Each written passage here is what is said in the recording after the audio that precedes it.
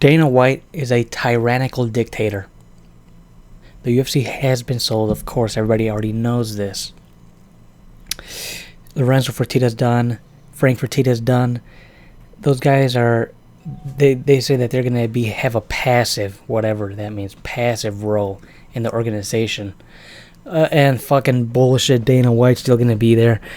Joe Rogan has said this before on his podcast. He said his contract is up in August. Hopefully Goldberg's is up as well. And hopefully Joe Rogan does not re-sign. And hopefully Mike Goldberg does not re-sign. Listen, I tweeted the companies that bought the UFC. I tweeted the companies that were thinking of buying the UFC all the time. And I told them, do not have Dana White run it. Don't have him run it.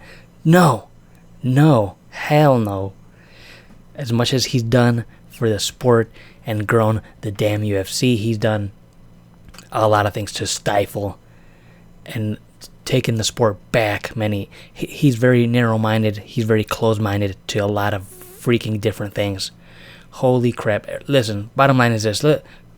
Forget all that, okay? Forget all that. Let's just look at the facts. UFC, the latest facts. UFC 200. Why the hell wasn't he in the post-fight press conference? Oh, it's because he was doing interviews and media and all this other stuff. Okay, you're not looking at the facts, dudes. If you think that you're not looking at the facts, how come? Bottom line is this: he's a fucking tyrannical person.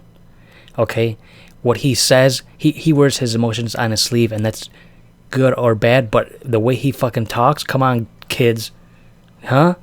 Horrible. It's horrible. It's not good. It's horrible. It's gotten him in trouble. It's gotten the UFC in trouble. And that's why he's taking a step back. You remember when he used to be completely open, do media scrums after the events? He doesn't do that anymore because he says, quote, the media takes my statements out of context. No. He is a fucking moron. He says a lot of dumb shit. That's why. That's number one. And then he stopped doing the fucking post-fight press conferences. When he stopped doing the post-fight scrums, and then he fucking stopped doing the post-fight press conferences. Now Dave does them. He's basically just running the show because they don't want him in front, fucking like he used to be, because he is crazy. He flies off the handle, and he's fucking crazy, and the reporters they know this, so they used to bait him and they used to ask him questions to get him go fucking nuts. But like I mentioned, he's very narrow-minded. All I say is this: everybody who has followed the UFC knows that they are very, very biased towards a lot of things and different fighters. Everybody in the damn world knows this. Nate Diaz even tweeted. He said, if I can find the tweet, I'll post it. Let me look for it. He said, some people just suck way too much UFC dick and they wear cowboy hats. Listen, what he was... the UFC treats different athletes differently. Of course, everybody already knows this. Most recently, dumbass Donald, dumbass hell Cowboy Cerrone. That's what he wrote. You can read that. But the question is, what the hell's the UFC going to do about this? I tweeted them, of course, of course. Hey, are you going to fire him? All Miguel Torres did was tweet a joke. Boom, immediately gone. Extreme overreaction. There's countless examples of fighters doing way worse than fucking doing a joke tweet, okay, and staying on with the UFC. Bottom line is this: the UFC had a vendetta against Miguel Torres. I don't know why. Okay, don't know why. Some behind the scenes stuff going on there for sure. So they basically treat different fighters differently. They don't have a straightforward process for everybody. And this is fucking tyrannical Dana White. I started the video just by saying that. Dana had a vendetta, has vendettas against different fighters, and as soon as they do anything, boom, they're fucking done. Done. Okay, done. Even though I don't know what the hell they did, but if he doesn't like you, they're done. If he likes you, like fucking Cowboy, you can get away with fucking saying whatever you want, right? The UFC should fire him, cut him, based on what they have done with fighters in the past, right? But like I said, and I have said, they do whatever the F they want. And having Dana White still be the president is not good. Like I said, I already tweeted all these other places that bought the UFC. As much as he's done, he's made the sport regress. Like I said, he's very narrow-minded in terms of entrances.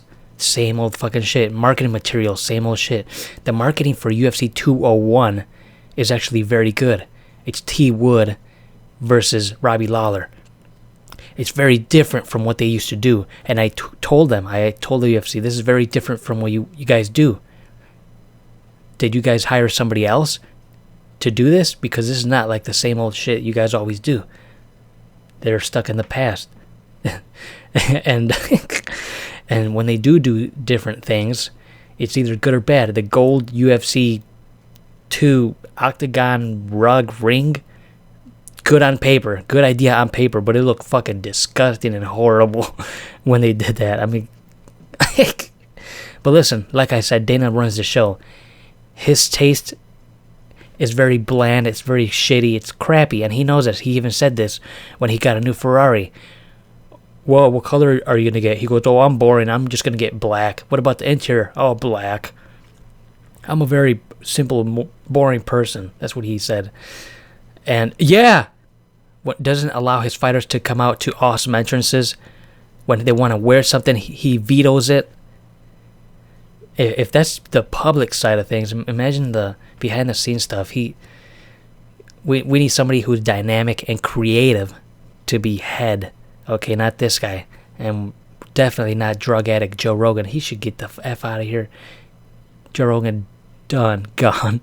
Mike Goldberg, same old shit. Oh, he's just so. Anyway, Mike Goldberg is really lame.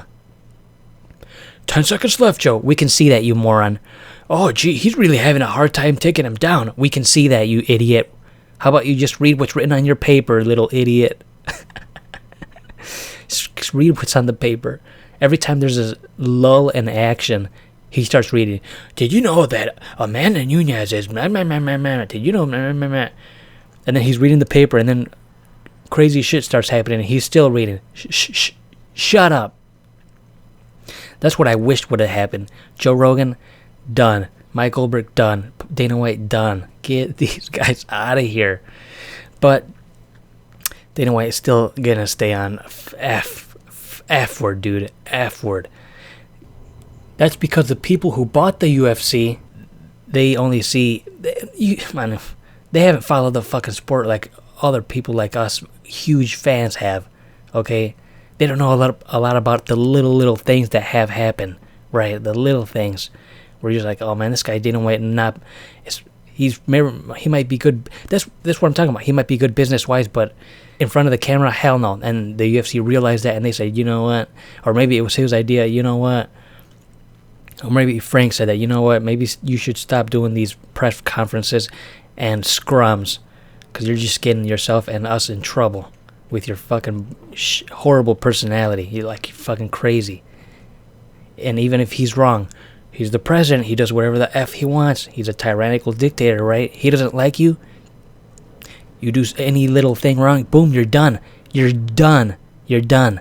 And then Miguel Torres went ahead and visited a bunch of rape victims, rape organizations, and he donated money. He did a ton. He went out of his way, and then they brought him back.